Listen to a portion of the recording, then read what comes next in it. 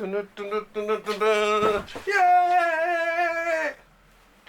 Oh my god. Where's Luna? Anyway, I'm here. Wallace Ryan here for In the Library of Graphic Literature, the special Sicky edition. Woo! Yes, I have been absent for the past 2 weeks because I have had a terrible flu. So, rather than expose you through the internet to my misery, well, we figured we'd take a little bit of a break anyway. So now I'm getting another new book sometime this week, so we'll probably do another episode to make up for missing so many. Now, first of all, we have you'll notice down below in the description, one of those buy me a coffee type of things. What that is, actually, we're trying to see if we can raise some money to help us buy more books to bring to you folks. Once again, any publishers out there, feel free to message us and send us any free hardcover books you may be putting out, and we'll have a look at them, possibly show them on the show. That being said, I got some new stuff for you this week. The newest, of course, is Absolute Batman. Batman. Batman. Anyway, this I've been loving this. I actually finished reading the volume 1 the other day, and I'm in the middle of reading this, and I've been liking it so far. It's a very different type of Batman, very bold, very angry. But yeah, great story. Scott Snyder, who knew that he still had another great Batman series in him. I mean, you're lucky sometimes, I think, in this world to get one great run on a comic book, let alone two. Come to think of it, Gene Colan really had 2 great runs on Doctor Strange. Anyway, worth reading, loving the artwork, the stories. I mean, the reimaginings, it's kind of fun when it's done properly, and I think Scott Snyder has done that properly because it still feels like Batman.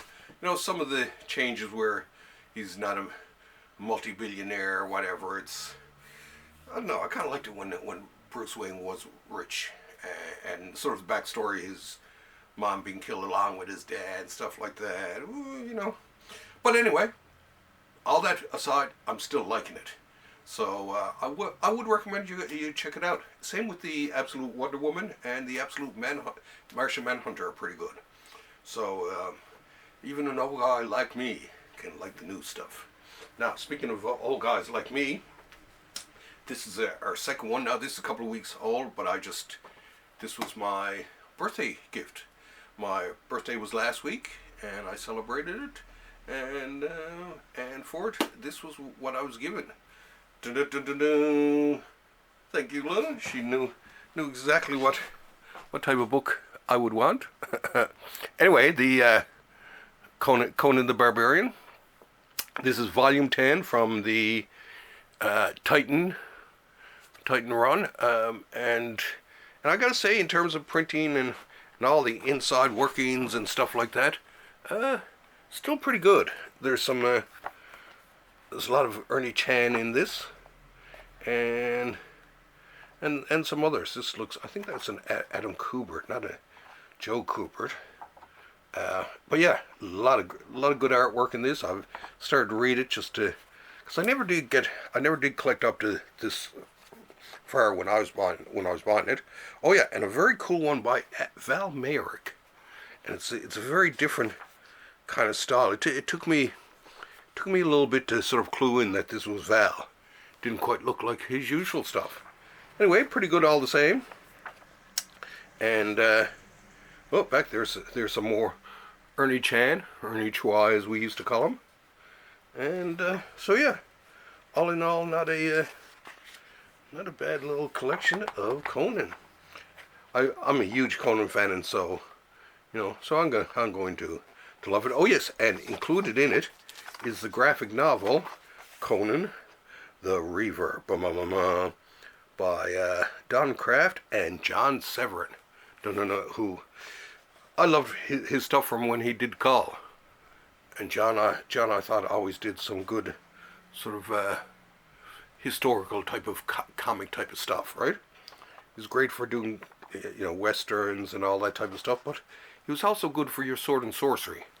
So all in all, I would recommend this. It's a tidy little package filled with some little gems in it. As a matter of fact, let me double check in terms of the John Severn, yeah, Tom Grindberg, yeah. So yeah, definitely worth picking up. And what a present to celebrate my birthday. Now, sort of similar to our last episode, which we did the chain of comics. Of course, I was sick, and what does someone who's sick, what do they read? So I picked up some of the books that I was reading as I was sick, and I thought, oh geez, this is an interesting little pile. There's a bit of a savage theme running through it in some ways, but savage sword and sorcery, I guess, in a way, or at least sorcery. Anyway, so the first volume was, and I pulled this out because I was getting ready for the Fantagraphics collection of the Savage Tales by Barry Windsor Smith, which are actually in this volume too. So if you have those, well, you can still get the other one. I'm still going to get the Fantagraphics version of it because I kind of liked it anyway. So this starts out with there's a I do believe it's a Kirby story, as a matter of fact. Arnold Drake and Steve Parkhouse. Okay, well, he's sort of doing a Kirby-like pastiche. Then it goes into the comic where you do get some Kirby going on here. Dig this. I mean, here's some great Kirby. I like the Craven there. It's very cool. And anyway, it was a neat sort of series, and so I read up past there. He always kind of reminds me of Commandy in some ways. Some of these he could have been Commandy. And then of course we get in, and I had all these when I was younger. As a kid, I had it because I was a Barry Windsor Smith fan. And when I discovered that he had in fact done some comics of Khazar, I went back and I found them. So these would have been, I'm assuming, sort of later on in his run, because you can see it's better than his first Conans and all that. He's getting up close to his Red Sonja, Song of Red Sonja look to it. And Frank Garcoa did this one, which I was never a big fan of. This one though, this is the final one in the series, I do believe. And this one, I think Bill Everett inked this one actually, and he did a darn good job. And this, to me, this looks closer to the Song of Red Sonja. He's really starting to find his own here now. Great art, interesting story, and just all kinds of fun all around. And then it went on to Herb Trimpe, who I liked. Oh, and then Gil Kane.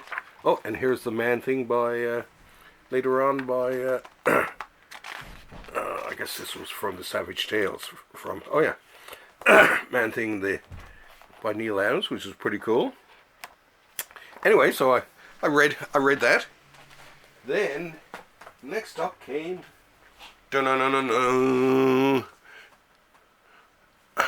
this Mike Mignola collection. And the reason I picked this was actually to reread the old and this started because I was reading my Phantom Stranger omnibus, and I remembered this series, and so I pulled this out again. Some early Mignola with, I do believe, P. Craig Russell on the inks. They looked that good. I'm almost positive. Yeah, P. Craig Russell on the inks. Beautiful, a beautiful series. I mean, look at this. Here's some storytelling for you. But yeah, loved this series at the time, and I wanted to, so I was sitting in bed there, suffering away, I said, hey, let's give this a try. Now, there's all kinds of other good Mignola stuff thrown in here. Worth checking out, a lot of covers. But yeah, to me, it was worth it for the Phantom Stranger alone. Dun-dun-dun-dun. Now this was sort of inspired from the Kazar, because I was next to my Marvel Masterworks there one night and I grabbed another book to read. And it's kind of savage in a way, but it's a Submariner.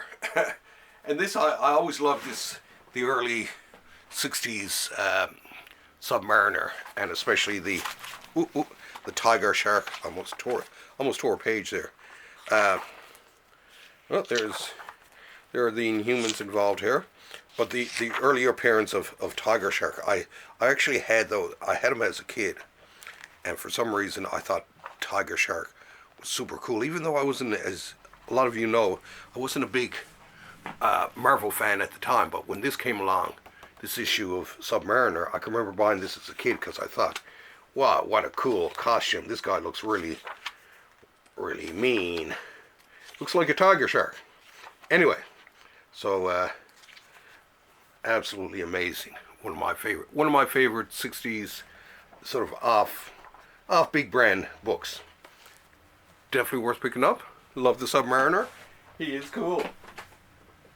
Now in the same thought of as the Conan was Kull. I picked this up actually to look at the John Severin artwork. Funny enough, again, there's a lot of some great art by Mike Ploog in this too. So I guess I was in sort of a sword and sorcery kind of mood. So this was well worth picking up. Love the Mike Ploog work in this. Absolutely beautiful. But like I say, the Severin stuff too, the early John Severin work. There's even Wally Wood right at the start. There was actually starts out, I think it is, yeah.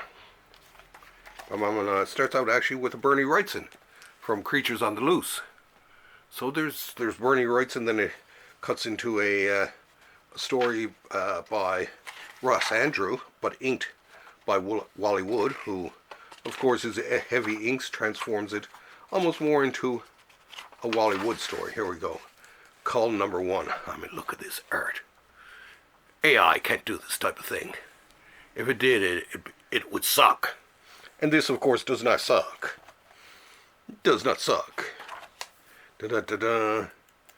Because AI is for losers. Anyway, worth buying. Love this particular volume. I love all the Kull omnibuses, but that one in particular. And then, of course, it brought me to the final book here for tonight. It's the Adventures of Red Sonja omnibus. And the reason I picked this was actually to have a look at, of course, the wonderful work of Frank Thorne. Love that the easy flowing artwork of Frank Thorne.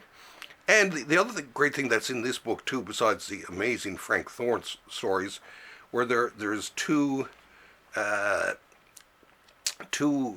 stories from the black and white magazines of by Howard Chaykin. And here we go. And I love them. Now they're colored in this one, but I do like the originals. Absolutely amazing. Love the Chaykin when he's doing Red Sonja, and when he does some of the other ones. Then there's another beautiful Frank Thorne story. This is beautiful enough. There's actually a bit of Neil Adams in the first story and all that, but this is basically this is the Frank Thorne. This is Frank Thorne's baby. So if you're a Frank Thorne fan, I hope you got this in your collection. Anyway, that being said, I just heard someone arrive back with some garlic bread for us to munch on.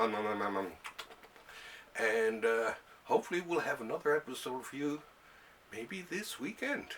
So don't forget, if you want to help us out, do some donations. Like I say, you'll see the link down below in terms of the buy me a coffee. Give us $1, give us $10. It will all go towards purchasing great books for the library, which eventually this library will end up in some public hands. So this is for the people. Comics for the people. I like it. Anyway, that being said, thanks for having me over. I love you folks. Okay, take care. Bye!